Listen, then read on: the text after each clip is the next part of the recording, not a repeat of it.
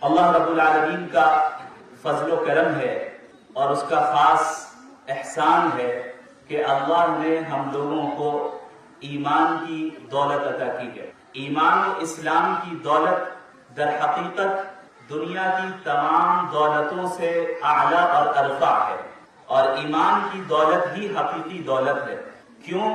کیونکہ آخرت میں کامیابی اور نجات کا جو مدار ہے وہ اسی ایمان پر۔ جو ایمان والا ہوگا وہ کامیاب ہوگا، جو ایمان کے بغیر اس دنیا سے رخصت ہوگا وہ ناکام ہوگا۔ جو ایمان والا ہوگا، نبی کریم صلی اللہ علیہ وسلم کے طریقے پہ چلنے والا ہوگا، آپ صلی اللہ علیہ وسلم کی تعلیمات کے مطابق زندگی گزارنے والا ہوگا، یہ وہ شخص ہوگا جو کامیاب ہوگا۔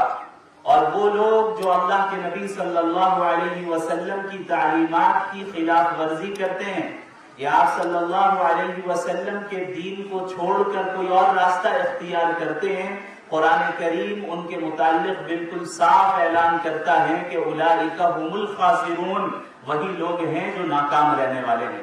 اس وقت جس زمانے میں ہم اور آپ رہ رہے ہیں، اس میں کوئی شک نہیں کہ پچھلے زمانوں کے مقابلے میں شر کے اعتبار سے یہ زمانہ زیادہ خطرناک ہے، چونکہ نبی کریم صلی اللہ علیہ وسلم نے خود ہی بیان کر دیا تھا کہ آئندہ آنے والا ہر دن پچھلے دن کے مقابلے میں زیادہ پرفتن ہوگا اور زیادہ شر والا ہوگا، زیادہ برائیوں والا ہوگا۔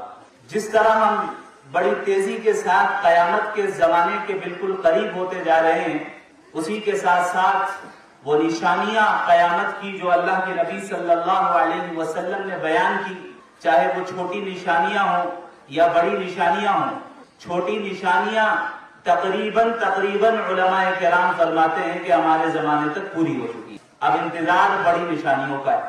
اب ہم یقیناً اس زمانے میں آ گئے ہیں جس وقت ہمیں ہوش کے ناخن لینے چاہیے اور ہمیں اپنے ایمان اور دین کی طرف متوجہ ہو جانا چاہیے۔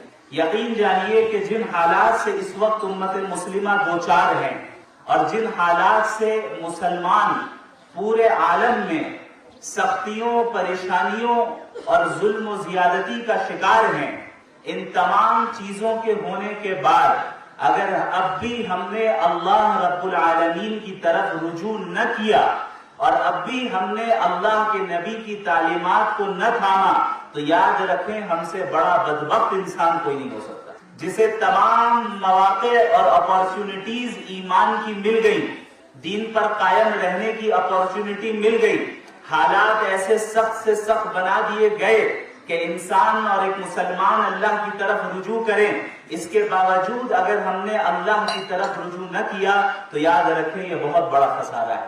اور یہ اللہ رب العالمین کی سنت ہے۔ اللہ نے قرآن کریم میں فرمایا کہ وَلَنُذِيقَنَّهُم مِّنَ الْعَذَابِ الْأَدْنَىٰ دُونَ الْعَذَابِ الْأَكْبَرِ لَعَلَّهُمْ يَرْجِعُونَ۔ ہم جو ہے انسانوں کو بڑے عذاب سے پہلے چھوٹے عذاب میں مبتلا کریں گے۔ دنیا میں پریشانیاں آئیں گی، آزمائشیں آئیں گی، ظلم و زیادتی کا سامنا کرنا ہوگا، مختلف انداز میں تنگیوں کا سامنا کرنا پڑے گا۔ کیوں آزمائشوں میں مبتلا کیا جائے گا؟ لعلہم یرجعون، تاکہ وہ لوٹ آئیں۔ ابھی بھی مہلت مل رہی ہے، ابھی بھی موقع مل رہا ہے کہ بڑے عذاب کے آ جانے سے پہلے اللہ کی طرف رجوع کر لو، چونکہ اللہ کا عذاب جہاں ایک مرتبہ آ گیا اب کسی کی توبہ قبول ہونے والی نہیں ہے۔ فرعون نے کب توبہ کی؟ کہ جب عذاب آ پڑا، جب عذاب آ پڑا۔ حضرت موسیٰ علیہ السلام بنی اسرائیل کو لے کر بحر احمر کو پار کر کے نکل جاتے ہیں، اللہ رب العالمین سمندر میں بیچ میں راستہ بنا دیتا ہے، دونوں طرف پانی الگ ہو جاتا ہے اور بیچ سے راستہ ہموار ہو جاتا ہے۔ اللہ کے نبی حضرت موسیٰ علیہ السلام بنی اسرائیل کو لے کر نکلتے ہیں، فرعون یہ دیکھتا ہے کہ بھئی راستہ بن چکا ہے، حضرت موسیٰ اور بنی اسرائیل اس راستے سے چل کر سمندر کو پار کر رہے ہیں، ہم بھی پار کریں گے، ہم بھی موسیٰ اور بنی اسرائیل کا پیچھا کریں گے۔ فرعون کا لشکر جیسے ہی سمندر کے بیچوں بیچ میں پہنچتے ہیں، اللہ رب العالمین سمندر کو ملا دیتے ہیں۔ اب وہ ڈوب رہا ہے، عذاب میں مبتلا ہو گیا، بڑے عذاب میں مبتلا ہو گیا۔ اب وہ کہتا ہے کہ آمنت بالذی آمنت به بنو اسرائیل، آمنت بالذی آمنت به بنو اسرائیل وانا من المسلمین، میں اب ایمان لے آتا ہوں، اب میں مسلمان ہو جاتا ہوں، اس خدا پر میں ایمان لے آیا جس خدا کو بنی اسرائیل نے خدا مانا ہے۔ اللہ نے کیا فرمایا؟ آلآن، اب ایمان لا رہے ہو، اب ایمان لا رہے ہو جبکہ وقت نکل گیا، جب تم بڑے عذاب میں مبتلا ہو گئے اور تم نے جو ہے وقد عصیت قبل وکنت من المفسدین، اس سے پہلے تم نے نافرمانیاں کی اور زمین میں فساد پھیلایا، اب اللہ کے ہاں توبہ قبول نہیں ہوگی۔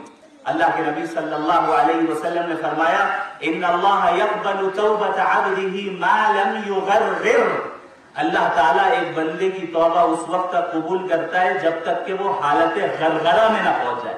حالت غرغرہ کیا ہے؟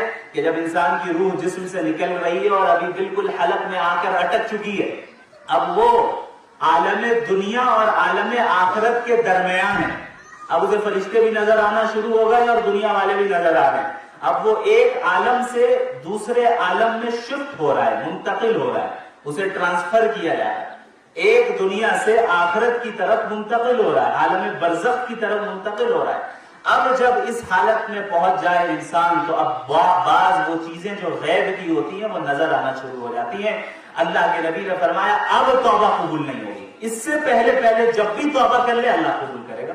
اب آپ بتائیں کیا ہمارے پاس اس چیز کی کوئی گارنٹی ہے کہ ہماری موت 20 سال بعد ہوگی، 50 سال بعد ہوگی، یا جب ہم 60 سال کے ہو جائیں گے تبھی ہوگی، جب 80 سال کے ہو جائیں گے تبھی ہوگی؟ ہمیں معلوم نہیں ہے کہ ہماری موت کب آنے والی ہے، لہذا عقل مند وہ ہے کہ جو ہر وقت موت کے لیے تیار رہے، یعنی ایمان اور اسلام پر قائم رہے اور دائم رہے۔ یہ بہت ضروری چیز ہے۔ اللہ تعالیٰ بڑا رحمان ہے، وہ انسانوں کے گناہوں کو معاف فرماتا ہے۔ اللہ کے نبی صلی اللہ علیہ وسلم نے لیکن وہ ٹائم پیریڈ بیان کر دیا، وہ ٹائم فریم بیان کر دیا کہ اس ٹائم کے اندر آپ کو توبہ کرنا ہے۔ حالت غرغرہ میں پہنچ گئے، اب روح نکل رہی ہے، حلق میں روح اٹک چکی ہے، اب عالم برزخ کی چیزیں نظر آ گئی، اب نہیں توبہ قبول ہوگی، اس سے پہلے قبول ہوگی۔ یا پھر یہ کہ اللہ کا بڑا عذاب آ گیا، اب عذاب میں مبتلا ہو گئے، اس عذاب میں مبتلا ہونے کے بعد توبہ قبول نہیں ہوگی، اس سے پہلے توبہ قبول ہوگی۔ لہذا عقل مند انسان وہ ہے جو اپنی موت سے پہلے اور اللہ کے بڑے عذاب سے پہلے اللہ کی طرف رجوع کر لیں۔ یاد رکھیں اس وقت جو صورتحال پوری دنیا میں قائم ہے، فلسطین کے حالات ہم سن رہے ہیں، پڑھ رہے ہیں، کیا ہو رہا ہے ہم دیکھ رہے ہیں، ہندوستان کے مسلمانوں کے ساتھ کیا معاملات ہو رہے ہیں ہم دیکھ رہے ہیں، پوری دنیا میں مسلمانوں کو کس طرح ان کا جو ہے قتل عام کیا جا رہا ہے۔ آج مسلمان کا خون جو ہے پانی کی قیمت سے زیادہ سستا ہو چکا ہے۔ یہ صورتحال قائم ہے، کیوں قائم ہے؟ یہ آزمائش کیوں ہے؟ اسی لیے ہے تاکہ ہم اللہ کی طرف رجوع کر جائیں۔ ہمارے اندر کمی ہے، اللہ رب العالمین نے فرمایا تھا وَأَنْتُمُ الْأَعْلَوْنَ إِن كُنتُم مُؤْمِنِينَ، اگر تم سچے پکے مومن بن جاؤ گے تم ہی سربلند رہو گے، لیکن آج ہم سربلند نہیں ہیں، اس کا مطلب یہ ہے کہ ہم کامل مومن نہیں ہیں۔ کہاں کمی ہے؟ کہاں ہم پیچھے جو ہے ہٹ رہے ہیں؟ کہاں ہم نقصان میں ہیں؟ ہم سے کہاں غلطی ہو رہی ہے؟ ہم کیا خطا کر رہے ہیں؟ آج اس پر غور کرنے کی ضرورت ہے، اور ہمیں اس طریقے کو اختیار کرنے کی ضرورت ہے جو اللہ کے نبی صلی اللہ علیہ وسلم نے بیان کیا ہے۔ جو میں نے آیت آپ کے سامنے تلاوت کی، یہ بہت اہم آیت ہے۔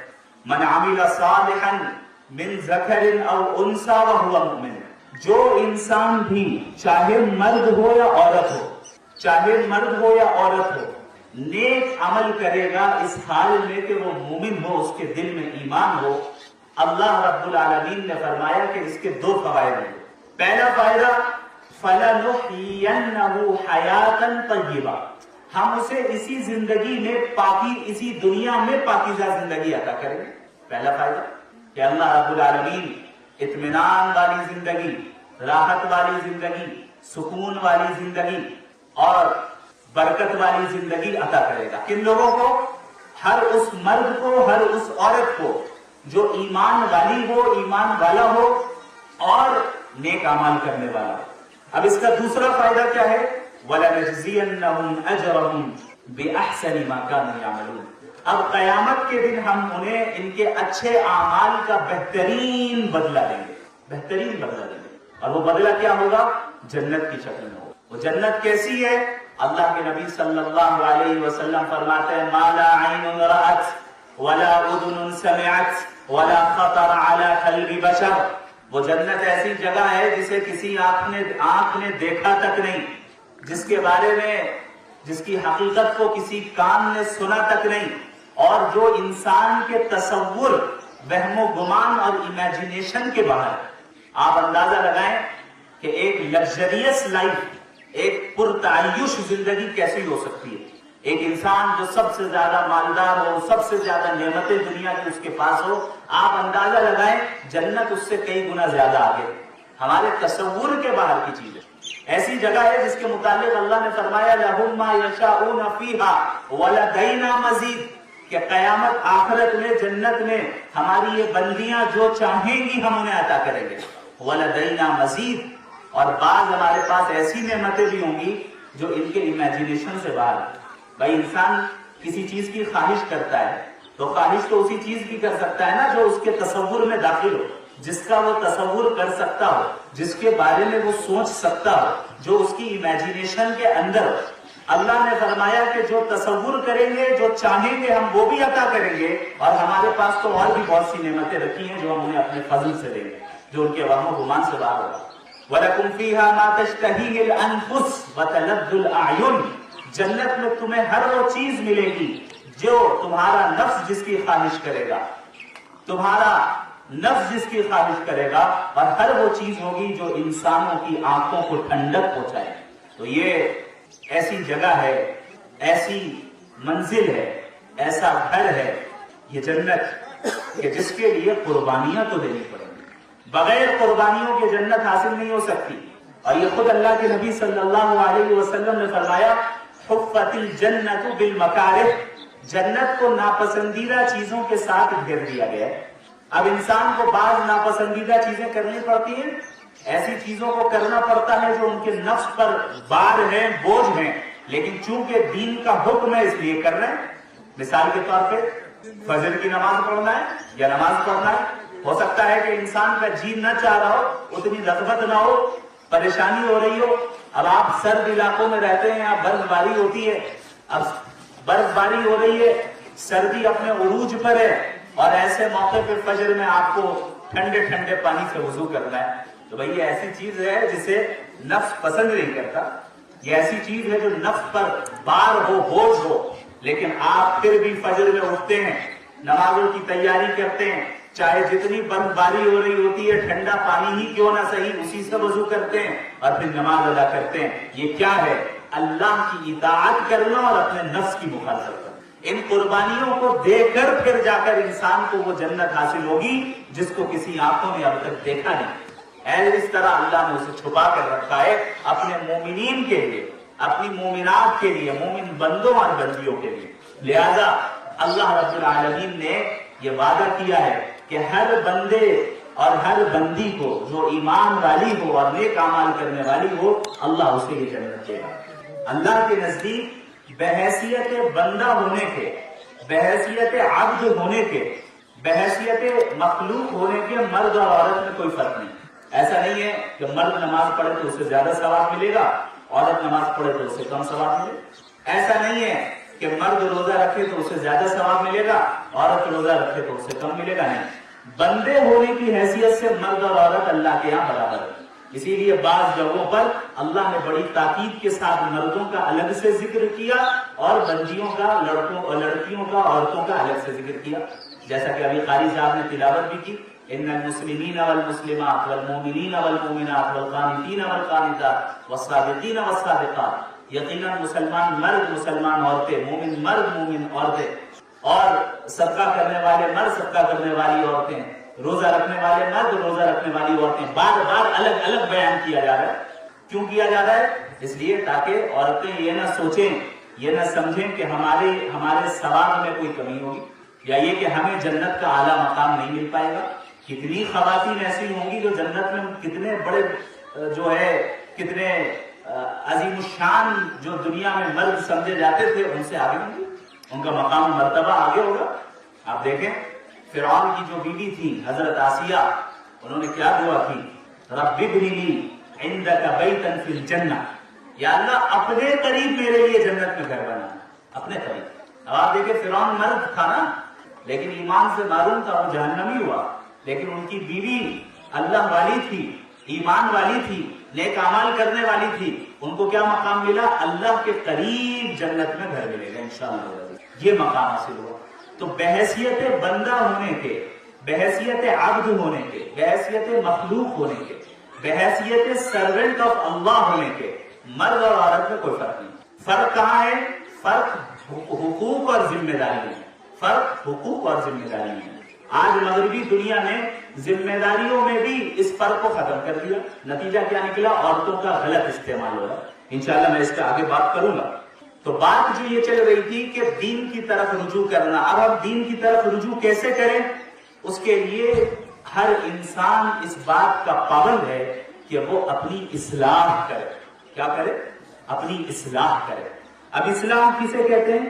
اصلاح کہتے ہیں کہ آپ غور کریں کہ میں کیا غلط کام کر رہی ہوں، کن غلط کاموں کو انجام دے رہی ہوں، کیا میرا عقیدہ صحیح ہے، کیا میرا عمل صحیح ہے، کیا میری فکر صحیح ہے، میرے دل میں کون سی وہ روحانی بیماریاں ہیں، کیا میں حسد میں مبتلا ہوں، کیا میں بغض و عداوت میں مبتلا ہوں، کیا میں دوسروں کی غیبت کرتی ہوں، کیا میں بہتان لگاتی ہوں، کیا میرے اندر مال کی لالچ اور ہوس ہے، کیا میرے اندر عزت و شہرت کی ہوس ہے، کیا میرے اندر رشتہ داروں سے اور دوسروں سے جلن کرنا اور حسد کرنا ہے۔ سب سے پہلا کام ہم اپنے آپ کو ڈائگنوز کریں۔ دیکھیں بھائی، آپ کسی ڈاکٹر کے پاس جائیں، وہ کیا کرتا ہے؟ جاتے ہی پہلے دوائی تو نہیں دیتا، پہلے پوچھتا ہے بتاؤ کیسا فیل کر رہی ہو، کیا مسئلہ ہے، کیا تکلیف ہے۔ پہلے وہ آپ کا جائزہ لیتا ہے کہ بھئی بیماری کہاں ہے۔ تو ہمیں اپنی اصلاح کے لیے سب سے پہلے اپنا جائزہ لینا ہے کہ بیماری ہے کہاں بیماری ہے۔ کہیں عمل میں کوتاہی تو نہیں ہو رہی، کہیں نماز میں کوتاہی تو نہیں ہو رہی، کہیں اخلاق تو نہیں بگڑے ہوئے ہیں، کہیں میں جھوٹ تو نہیں بولتی ہوں، کہیں میرے اندر تکبر تو نہیں ہے، کہیں میرے اندر بخل تو نہیں ہے۔ جائزہ لیجیے اپنا جائزہ، کن گناہوں میں مبتلا ہوں، یہ ہوا جائزہ۔ اب اس کے بعد ان برائیوں سے اپنے آپ کو آہستہ آہستہ آہستہ آہستہ دور کرنا، یہ ہے اس کا علاج۔ نیکیوں کو انجام دینا اور برائیوں سے اپنے آپ کو دور رکھنا۔ لہذا اصلاح یعنی اپنے آپ کو کریکٹ کرنا، اپنے آپ کو پیور کرنا، اپنے آپ کا تزکیہ کرنا، اپنے دل کو پاک و صاف کرنا، اپنے عمل کو پاک و صاف کرنا، یہ ہمارا کام ہے۔ اور یاد رکھیں یہ کوئی خود بخود کوئی چیز نہیں ہوتی جب تک انسان اپنے من سے اور اپنی چاہت سے اس چیز میں تبدیلی کرنا نہ چاہے۔ اللہ رب العالمین قرآن میں کیا فرماتے ہیں؟ ان اللہ لا یغیر ما بقوم حتی یغیروا ما بانفسہم۔ اللہ رب العالمین کسی بھی قوم کی حالت کو اس وقت تک نہیں بدلتا جب تک کہ کوئی قوم خود ہی اپنے اندر تبدیلی لانے کی کوشش نہ کرے۔ تو اپنے اندر تبدیلی لانے کی پہل ہمارے طرف سے ہوگی۔ اگر ہم صرف دعائیں کرتے رہے اور دعا کرواتے رہے، حضرت دعا کر دیجیے گا ہمارے لیے، دعا بنوا دیجیے، لوگ کل سے درخواست کر رہے ہیں، الحمدللہ کرنا چاہیے ایک دوسرے کے لیے دعاؤں میں کا اہتمام، لیکن ہمارے یہاں دعا ہی کو صرف دین سمجھ لیا گیا۔ اپنی زندگی میں عملی طور پہ کوئی تبدیلی لانے کے لیے تیار نہیں ہے، بس کوئی بزرگ عالم آ جائے بس دعا کر لیجیے گا۔ یاد رکھیں اسلام پریکٹیکل دین ہے، عملی دین، یہ عمل کا مطالبہ کرتا ہے۔ دعائیں بھی اسی وقت مؤثر ہوں گی جب آپ خود عملی طور پہ اپنی طرف سے کوشش کریں گے۔ اگر کوشش ہی نہ کریں اور پھر کہتے رہے اللہ جو ہے دے دے گا، اللہ رزق دے دے گا، تو یہ اللہ کی سنت کے خلاف ہے۔ اللہ قادر تو پھر بھی ہے لیکن اللہ کی سنت کے خلاف۔ صحابہ کرام نے کتنی قربانیاں دی، کیا ضرورت تھی بھائی؟ اللہ کیا اس پر قادر نہیں تھا کہ بغیر قربانی دیے تمام جزیرۃ العرب والے لوگ مسلمان ہو جاتے، نہ نبی کو مکہ چھوڑنا پڑتا، نہ قربانیاں جھیلنی پڑتی؟ قادر تھے، لیکن یہ دنیا دارالاسباب ہے، یہ دنیا دارالامتحان ہے۔ یہاں ایک اللہ کی سنت رائج ہے اور وہ سنت یہ ہے کہ انسان عملی طور پہ کوشش کرے اور پھر نتیجہ اللہ کے حوالے کرے۔ لہذا اپنی اصلاح کی خود کوشش کرنا یہ ہماری ذمہ داری ہے، اور اصلاح میں ہمارے عقائد بھی داخل ہیں، ہمارے اعمال بھی داخل ہیں، ہمارے اخلاق بھی داخل ہیں۔ ان تینوں چیزوں کی اصلاح، اعمال، عقائد، اعمال، اخلاق، ظاہر باطن دونوں کی اصلاح کرنا، اپنے آپ کو درست کرنا۔ اور یاد رکھیں، یہاں میری مائیں ہیں، بہنیں ہیں، میں آپ سے بلا تکلف یہ کہنا چاہتا ہوں کہ اس وقت امت مسلمہ کی عورتوں کی اصلاح سب سے زیادہ اہم ہے۔ یہ مطلب نہیں کہ مردوں کی اصلاح نہیں ہونی چاہیے، وہ تو ہونی چاہیے۔ عورتوں کی اصلاح سب سے زیادہ ضروری ہے۔ کیوں؟ کیونکہ اس وقت باطل طاقتوں کی نظر میں جو ٹارگٹ ہے وہ مسلمان خواتین ہیں، مسلم عورتیں ہیں۔ کیوں؟ کیونکہ مسلمان عورتیں ہی دراصل مرد مجاہد کو بنانے والی ہوتی ہیں۔ یہ عورتوں کی تربیت کا نتیجہ ہے، عورتوں کی پرورش کا نتیجہ ہے کہ مرد تیار ہوتے ہیں۔ مردوں کو مرد بنانے والی کون ہے؟ وہ عورتیں ہیں۔ ماؤں کے گود میں اور ان کی تربیت میں پل کر صلاح الدین ایوبی بنے۔ ابو حنیفہ، مالک، شافعی، احمد بن حنبل، امام بخاری، مسلم، اب بڑے بڑے علماء اسلاف ہمارے گزرے۔ آپ ان کی زندگیوں کو پڑھیں اور دیکھیں گے کہ کیسے ان کی ماں کا، ان کی بہن کا رول اس میں داخل ہے۔ بہنوں کا رول، کسی میں بیویوں کا رول، کہیں ماؤں کا رول داخل ہے۔ ان کی تربیت کا نتیجہ نکلا کہ بخاری بنے، ائمہ مجتہدین بنے۔ کتنی قربانیاں ماؤں نے دی انہیں تیار کرنے کے لیے۔ تو باطل طاقتوں نے یہ حربہ اختیار کیا کہ عورتوں کو بگاڑ دو۔ جب مسلمانوں کی عورتیں بگڑ جائیں گی تو آئندہ کی نسل میں اللہ والے پیدا نہیں ہوں گے، آئندہ کی نسلوں میں حفاظ، علماء، دعات، مصلحین پیدا نہیں ہوں گے، اور یہ امت بکھر جائے گی، خراب ہو جائے گی۔ لہذا اس لیے اس بات کی سب سے زیادہ ضروری ہے، میری مائیں بہنیں، آپ سے مؤدبانہ گزارش ہے کہ اس کی طرف متوجہ ہو جائیں کہ ہم کیسے اپنی اصلاح کریں، کیسے ہم اپنے آپ کو درست کریں۔ اور یاد رکھیں نبی کریم صلی اللہ علیہ وسلم نے فرمایا کہ تم میں سے ہر شخص ذمہ دار ہے، وَكُلُّكُمْ مَسْئُولٌ عَنْ رَعِيَّتِهِ، تم میں سے ہر شخص اپنی ذمہ داری کے متعلق اللہ کے یہاں جواب دہ ہوگا، اس سے سوال کیا جائے گا۔ ایک عورت ہے، ایک ماں ہے، اس ماں سے اس کے بچوں کے تعلق سے قیامت کے دن سوال ہوگا کہ تم نے کیا تربیت کی، کیسے تم نے اسے تیار کیا، اس کے دل میں مال کی محبت داخل کی، دنیا کی محبت داخل کی، یا اللہ کی محبت تم نے داخل کی؟ تم نے اپنے شوہر کو دینی راستے میں کام کرنے کے لیے ترغیب دی کہ نہیں دی؟ اس میں تم معاون بنی یا نہیں بنی؟ تم نے کیا کنٹریبیوٹ کیا؟ تم نے کیا حصہ لیا اس دین کی ترقی کے لیے؟ تمہارا گھر کا نظام کیسا چلتا تھا؟ تم گھر کے نظام کو درست طریقے سے سنبھالتی تھی یا نہیں سنبھالتی تھی؟ یہ وہ سارے سوالات ہیں جو ایک عورت سے قیامت کے دن پوچھے جائیں گے، چونکہ عورت اپنے گھر کے نظام کو سنبھالنے کی ذمہ دار ہے، اپنے بچوں کی تربیت اور پرورش کی ذمہ دار ہے۔ یہ سوال ہوگا، اور یاد رکھیں ان سوالات کا جواب دیے بغیر اللہ کے سامنے سے کسی کا قدم ہل نہیں سکتا ہے۔ ایک ایک کر کے سوال ہوگا، تم نے کیا کیا؟ اپنی جوانی کو کہاں لگایا؟ جو مال ملا کہاں سے حاصل کیا؟ وہ مال کہاں کا خرچ کیا؟ جو علم تم نے حاصل کیا اس پہ کتنا عمل کیا؟ وہ سارے سوالات ہیں جن کا جواب دیے بغیر قیامت کے دن کوئی چارہ نہیں۔ تو کیا ہم اور آپ ان سوالات کا جواب دینے کے لیے صحیح معنی میں تیار ہیں؟ ہر ایک انسان اپنے آپ سے پوچھے، کیا ہمارے اعمال اخلاق ایسے ہیں کہ ہم ان تمام چیزوں کو صحیح طریقے سے جواب دے سکیں اللہ کے سامنے؟ لہذا خواتین جو ہماری مائیں ہیں، بہنیں ہیں، ان کے ہاتھ میں پوری جنریشن ہے، ایک نئی جنریشن، ایک نئی نسل، جو اللہ والی نسل ہو یا دنیا والی نسل ہو، یہ پورا معیار اس کا مدار اس پر ہے کہ آپ کیسی تربیت کر رہے ہیں۔ تو آپ کا بہت بڑا حصہ ہے، آپ کا بہت بڑا رول ہے۔ اگرچہ دنیا والوں نے یہ پڑھا دیا کہ مسلمان خواتین تو بڑی بیکورڈ ہیں، انہیں حجاب میں رکھا جاتا ہے، غلام ہیں، آزاد نہیں ہیں، ان کا تو کوئی حصہ ہی نہیں ہے، سب جھوٹ ہے، پروپیگنڈا ہے۔ یہ میڈیا اور سوشل میڈیا کے ذریعے آپ کو اسلام سے بدزن کرنے کا طریقہ ہے، ورنہ اسلام نے تو آپ کے ساتھ شہزادیوں والا معاملہ کیا ہے، آپ کے حوالے پوری نسل کو کیا ہے کہ اتنا بڑا کام اللہ نے آپ کے سپرد کیا کہ پوری جنریشن کو آپ کو تیار کرنا ہے۔ لہذا اس بات کا عزم کر لیں ابھی اور اسی مجلس میں کہ ہم اور آپ آج سے، ابھی سے، اسی وقت سے اپنی اصلاح کریں گے۔ اب اصلاح کا طریقہ کیا ہوگا؟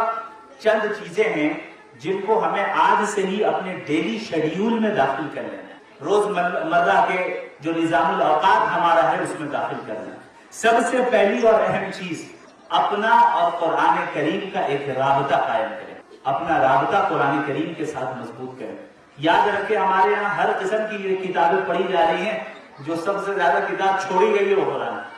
سب کچھ پڑھ رہے ہیں ہم لوگ، قرآن نہیں پڑھ رہے۔ ہم نے یہ سمجھ لیا قرآن صرف جھاڑ پھونک کی کتاب ہے، صرف قرآن خوانی کرنے کی کتاب ہے۔ کسی کا انتقال ہو جائے تو بلا لو چند مولانا کو، علماء کو بلا لو، مولویان کرام کو بلا لو، وہ آئیں گے اور تلاوت کریں گے، چلے جائیں گے۔ نیا گھر لیا ہے، نئی دکان لی ہے تو آ جاؤ قرآن خوانی کر لیں، سورہ بقرہ پڑھ لیں، یہ پڑھ لیں، برکت آ جائے گی، ہو گیا۔ بہت دیندار تو آیت الکرسی گھر میں لٹکا دو، قرآنی آیتیں گھر میں لٹکا دو، ہم سمجھ رہے ہیں ہم نے قرآن کا ہاتھ ادا کر دیا۔ یہ دراصل شیطانی دھوکہ ہے۔ قرآن کریم نازل ہوا تھا تدبر کرنے کے لیے، غور و فکر کرنے کے لیے، سمجھنے کے لیے، ہدایت حاصل کرنے کے لیے۔ ہم نے اس کتاب کو محض برکت والی کتاب بنا کے رکھا ہے۔ اس میں کوئی شک نہیں کہ اس کتاب میں برکت ہے، لیکن محض برکت دینے کے لیے یہ کتاب نہیں آئی، یہ تو ہدایت دینے کے لیے آئی نا۔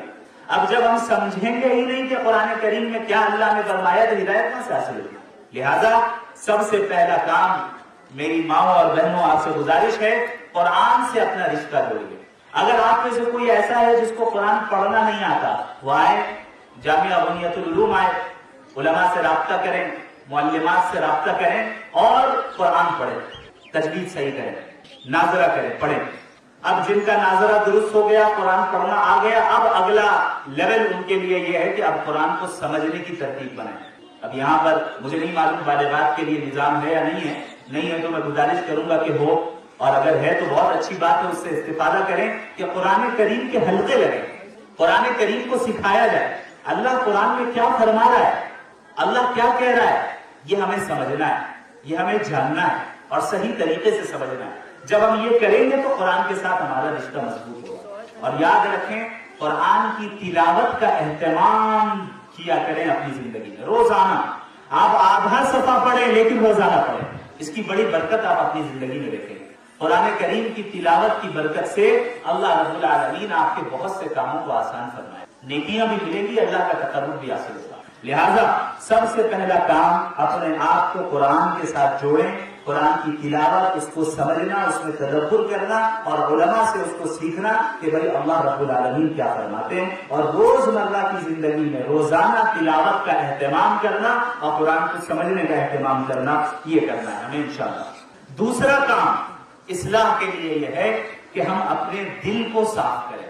دیکھیں ہمارے یہاں بالخصوص خواتین میں یہ سلسلہ بہت ہوتا ہے کہ جہاں 4-5 خواتین ایک ساتھ بیٹھ گئی، اب جو ہے دوسروں کا تذکرہ ہو رہا ہے، دوسروں پر تبصرے ہو رہے، کسی کی غیبت ہو رہی ہے، تمہیں معلوم ہے فلاں نے یہ کر دیا، فلاں کے ساتھ ایسا ہو گیا، ارے فلاں جھوٹ بولتی ہے، فلاں ایسا کرتی ہے، فلاں ویسا کرتی ہے۔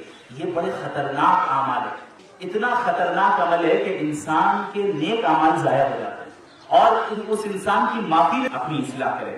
تیسری اہم چیز، اپنے ٹائم کو مینٹین کریں، مینج کریں، ٹائم ڈسپلن اختیار کریں۔